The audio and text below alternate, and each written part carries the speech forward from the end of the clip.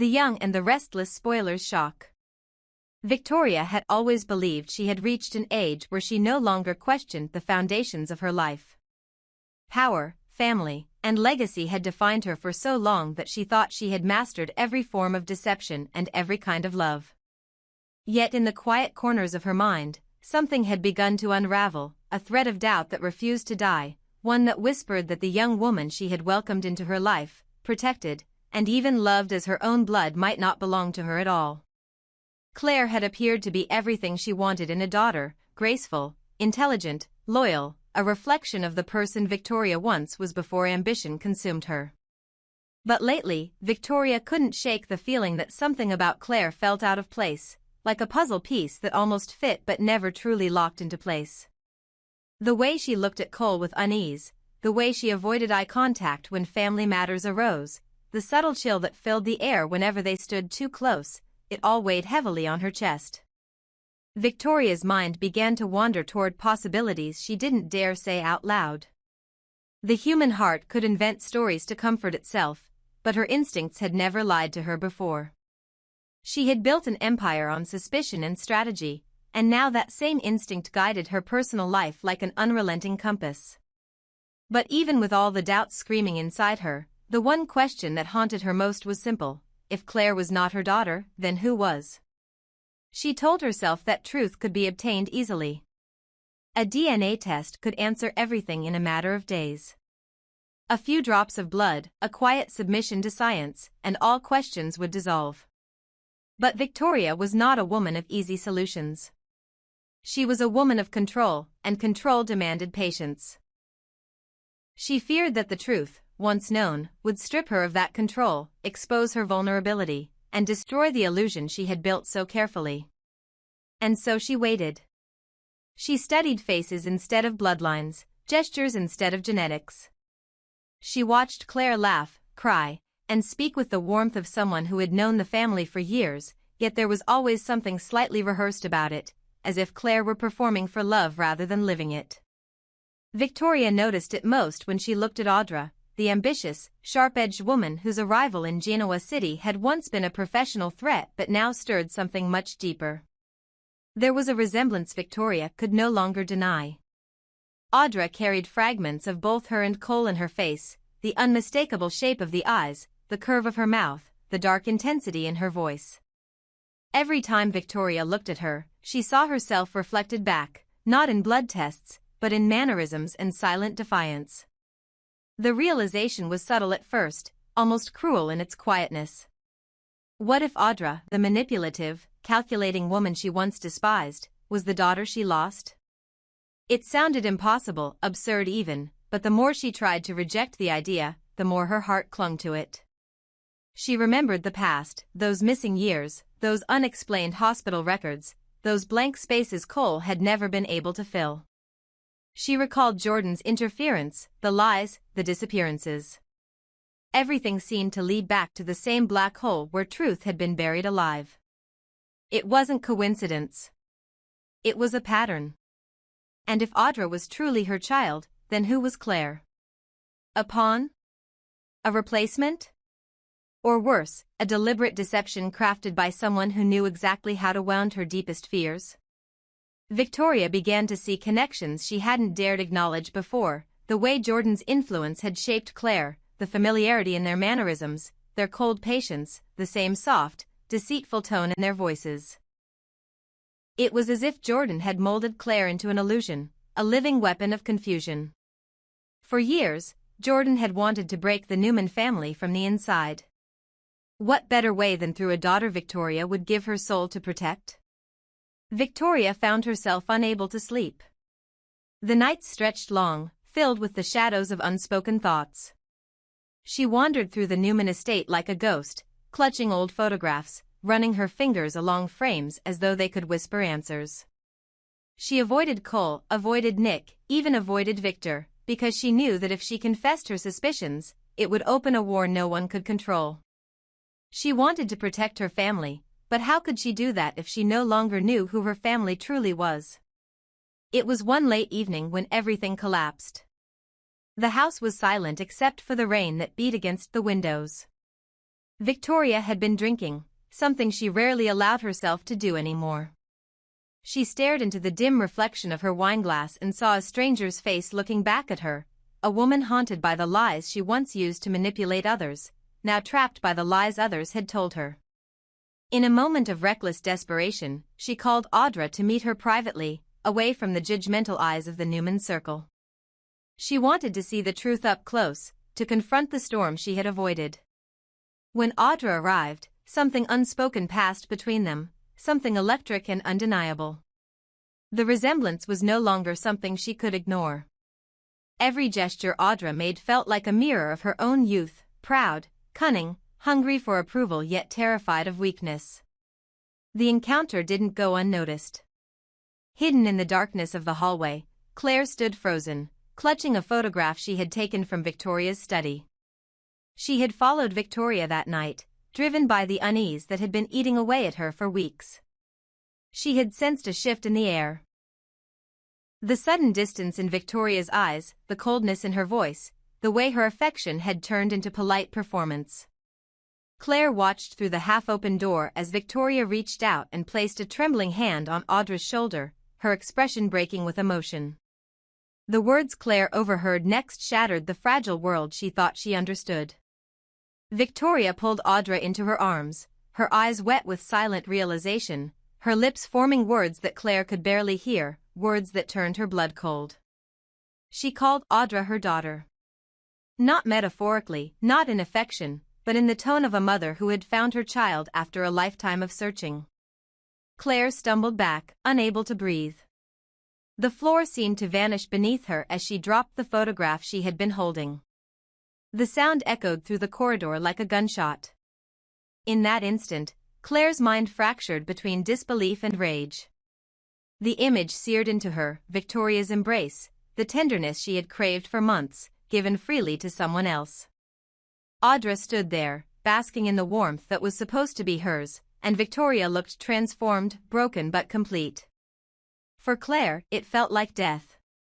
Everything she had done to prove her worth, every sacrifice, every act of loyalty, every desperate attempt to belong had been for nothing. She wasn't the daughter, she was the decoy. The truth stabbed at her like glass, and all she could think of was Jordan's laughter, that echoing, serpentine voice telling her that family was nothing but a weapon.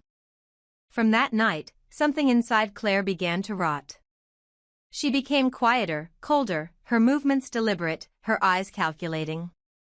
She didn't confront Victoria. She didn't confront Audra.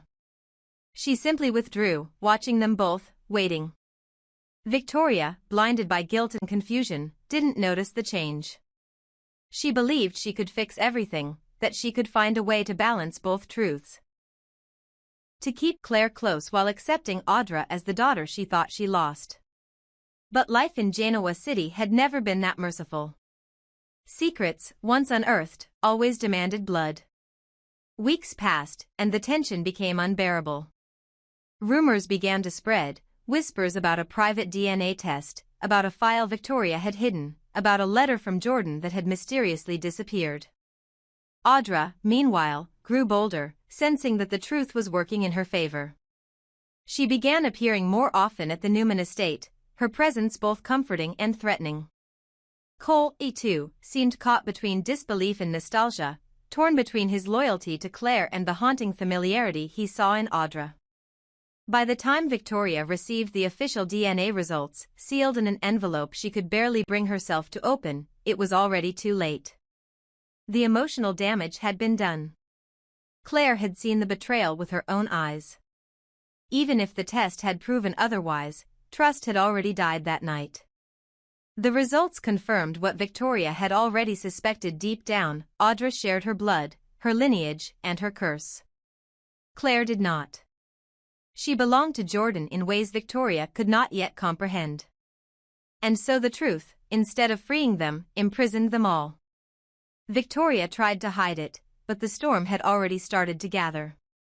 Audra's smirk in the corridors, Claire's distant silence, and Cole's haunted expression all told the same story, that love and lies had finally intertwined so tightly that none of them could escape.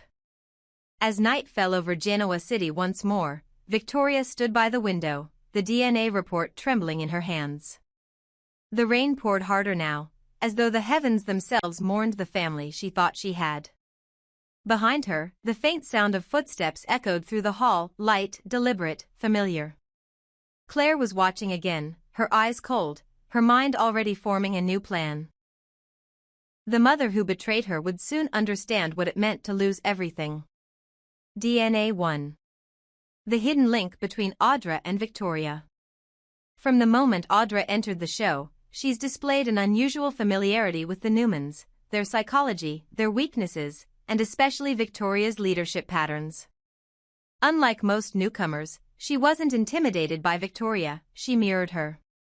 Their scenes have always carried an undertone of recognition, as though Victoria subconsciously saw herself in Audra, the same ambition, the same calculated charm, the same ability to manipulate men without remorse. If Victoria secretly ran a DNA test, as you described, and discovered that Audra is her biological daughter, that would explain everything. It would connect decades of untold history, the years when Victoria and Cole were apart, the gaps in Cole's past, and the time when both of them suffered devastating losses of pregnancy and identity. It's not impossible that during one of those dark periods, Jordan or another manipulative figure could have stolen Victoria's biological child, placing her elsewhere under a different name. This kind of twist, the missing child returning under a false identity, is a classic Y&R storytelling pattern. We've seen it before with Mariah, Cassie, and even Adam. So for Victoria to learn that Audra, the woman she's both hated and admired, is actually her long-lost daughter? That's pure young and the restless drama, and it fits perfectly into the show's DNA, literally and figuratively. Broken Heart 2. The secret DNA test and Victoria's emotional collapse. If we follow your version of the story, Victoria secretly conducting the DNA test, then we understand her hesitation. She's been manipulated before. She's been lied to about family. She didn't want to believe her instincts again, but she couldn't ignore them either. When the results arrived, she didn't celebrate. She broke. The shock of realizing that the woman she once dismissed, the one she fought in boardrooms and warned her father about, was actually her blood, would destroy her composure. Victoria is someone who lives for control, and suddenly her life spirals into chaos. She would have called Audra privately, away from the Newman mansion, perhaps late at night, trembling but resolute. When they met, the truth would spill out not through words but through emotion, a silent recognition, a collapse into one another's arms. For Audra, who's always believed she had to fight her way into the Newman world, this revelation would feel like both revenge and reward. She would finally belong, but belonging to Victoria Newman means inheriting her pain, her guilt, and her enemies. High Voltage 3. The fallout, Claire's identity crisis. Now comes the cruel part, Claire. Claire has built her entire identity around being Victoria's daughter. It was her reason to live, her redemption arc after years of manipulation by Jordan. Victoria's forgiveness, her love, her acceptance, they meant everything. But now, if Victoria learns that Audra is her real biological child, then where does that leave Claire? The answer is devastating. Claire may not be Victoria's daughter by blood at all. She might have been a pawn in Jordan's original revenge plan, a girl raised to believe she was a Newman so that she could infiltrate and emotionally disarm Victoria. If that's true, it makes sense why Claire carries so many of Jordan's traits, her quiet cunning, her psychological precision, her way of manipulating sympathy. Living under Jordan's shadow would have shaped her entirely, even if she never realized it. So when Claire sees Victoria embracing Audra, calling her my daughter, everything inside her breaks. The one person she thought she could trust, the one family she believed she had, has chosen someone else. The trauma Jordan inflicted now evolves into something darker. A hunger for revenge, for recognition, for a twisted form of justice. Crystal Ball 4. What happens next? The dangerous triangle. This revelation sets up an explosive three-way emotional war. Victoria is trapped between guilt and instinct. She wants to protect both women, but by loving one, she betrays the other. Her empire, her family, even her relationship with Cole begin to crumble under the weight of her secret. Audra, newly empowered by the truth, begins to assert herself not just in business but in blood. She uses her Newman heritage to challenge both Victoria and Victor himself, aligning with whoever serves her ambitions. Claire, shattered by rejection, starts descending into psychological instability. She begins to believe she deserves revenge, not love. And because she still has access to the Newman family, her vengeance could take the form of something slow, elegant, and devastating: emotional sabotage from within. Imagine Claire pretending to forgive Victoria, acting as though she accepts Audra as her sister, only to secretly plot against them both. She could ally with Jordan again, or even someone new, like Adam, who would see her pain as something he could use. By the time Victoria realizes the danger, Claire could already have set in motion a plan that threatens not just the family but Newman Enterprises itself. Candle 5.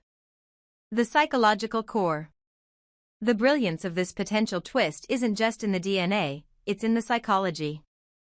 Audra gains everything she's ever wanted but feels empty, realizing that love obtained through deceit comes with a price. Victoria gets the daughter she lost but loses the one she tried to save. Claire loses her identity and becomes something far more dangerous, a mirror of Jordan, reborn through betrayal. The entire Newman family dynamic would collapse from within, without a single corporate takeover or external villain. The destruction would come from love itself. The same theme that has defined the young and the restless since the 1970s. New Moon 6. The moral of the story. If this theory is true, if Audra really is the biological daughter of Cole and Victoria, then what Y&R has done is craft one of its darkest and most poetic storylines yet. It's not just about bloodlines, it's about identity, ownership, and emotional inheritance. It's about how the search for truth can destroy the very relationships it's meant to clarify. Audra becomes the daughter Victoria deserved but didn't recognize. Claire becomes the daughter Victoria loved but never truly had. And Victoria herself becomes the tragic figure, the mother who tried to have it all and ended up with nothing certain, torn between two women who both call her mother, yet only one carries her blood.